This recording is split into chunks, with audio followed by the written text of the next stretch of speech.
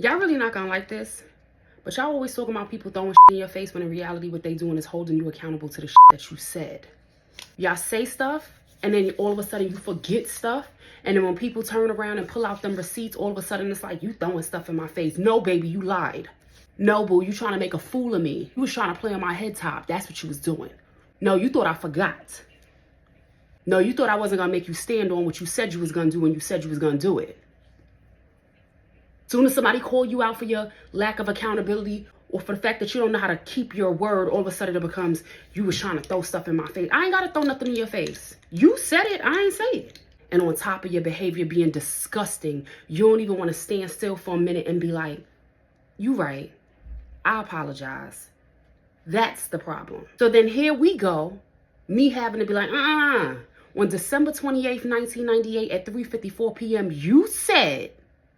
Now here we go, January 20th, 2025, and you're doing the opposite of what it was that you said. How you mad at me because I'm holding you to your standard?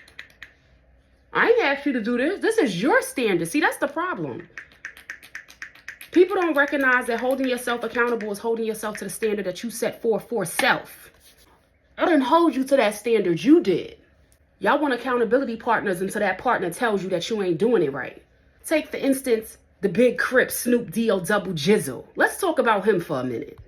Which one of y'all jigaboos gonna be up here performing? He had a whole lot to say. Even went as far as to make a music video depicting the murder of Donald Trump. Now here we go, 9 years later, and his public persona has shifted. Not only is he up in the White House being the same jigaboo he talked about, he got the audacity to bring the Crips into it, talking about they got a real Crip in the White House. The first thing everybody did was pull receipts. See what I mean about y'all? Y'all ain't got no problem pulling receipts for anybody else. Let them pull receipts for you. Now you mad. But the first thing they did was pull out the video footage of him talking crazy shit about anybody that would have the audacity to step up and perform for Trump. Now all of a sudden it's the real Crip in the White House. That's not the Crips that I know. I remember being in the Army DFAC the day that they killed Stanley Tookie Williams.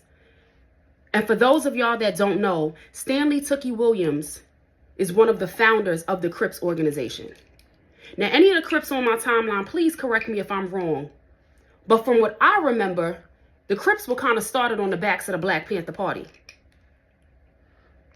It wasn't as politically organized or as foundationally structured as the Black Panther Party for self-defense, because those was some structured.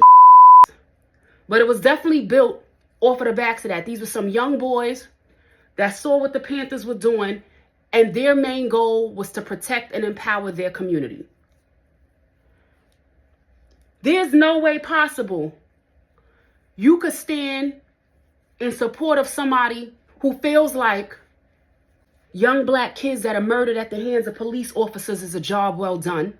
There's no way that would be something that Stanley Tookie Williams would endorse. I remember being in the DFAC watching, hoping and praying that Arnold Schwarzenegger would pardon him. He had changed his life around. He recognized in the direction of which the Crips was going. That was never his intention. So when we talk about what a real Crip is, what does that mean? Because the Crips that are living out here in the street don't have the financial capacity to turn off their blackness when they feel like it. They don't have the financial luxury of being able to decide, I can be with the oppressor and it make no never mind because what I'm doing is taking care of my family. That's not a real Crip. See, a real Crip is somebody like Nipsey Hussle. Nipsey would have never. He would have been so disgusted with you. I'm disgusted with you and I don't even rep nothing. The shift is absolutely wild, and it's starting to raise some real questions about consistency, values, morality, and the legacy of the Crips. Y'all know what integrity is? Because a lot of y'all don't. Integrity is the ability to do the right thing even when nobody's watching. The integrity is the ability to do the right thing even when there's a dollar involved. That's what a real Crip is. See, Nip wasn't about all these theatrics. He wasn't about all this selling out. He was about action and accountability. And that's a lot of the difference that I'm feeling right now with the OG Snoop D.O. double jizzle. So yeah, let's talk about it. Is this growth, or is this just chasing a bag? Is this a shift in morality or a shift in your value systems? Or is this about legacy for your family? How are we as a culture going to hold our people accountable when their actions contradict what they claim to stand for? Keep in mind, what I'm talking about is the foundation of the Crips. I'm not talking about what's going on in the community right now. I'm talking about when you talk about a real Crip. Those were the words that he used. So when you're talking about a real Crip, I'm talking about what the foundation. So the real question is, are you about your community or are you about convenience? Community is more than just your immediate family, your mother, your father, your daughter, your son, your brothers. Community is more than just that. Community is all of us that live in this one neighborhood, all of us that share the same cultural connection.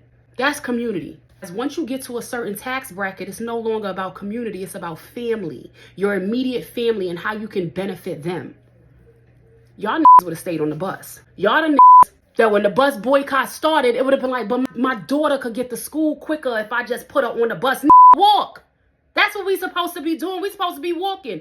You would have got on the bus. So saying all that to say, in 25, let's move forward with standing on what we said we gonna do. Let's not have to throw nothing in your face because you said one thing and did another. And listen, accountability partners are supposed to do that, right? If I asked you at any point to be my accountability partner and I didn't do something right, I'm giving you permission to throw them receipts in my face. Because sometimes people just forget. And sometimes it's our responsibility to remind them. So here's to reminding you all of 25, I'm pulling out receipts, baby. And if you don't like it, I might not be the one for you. How's the skin skinning? Looking good.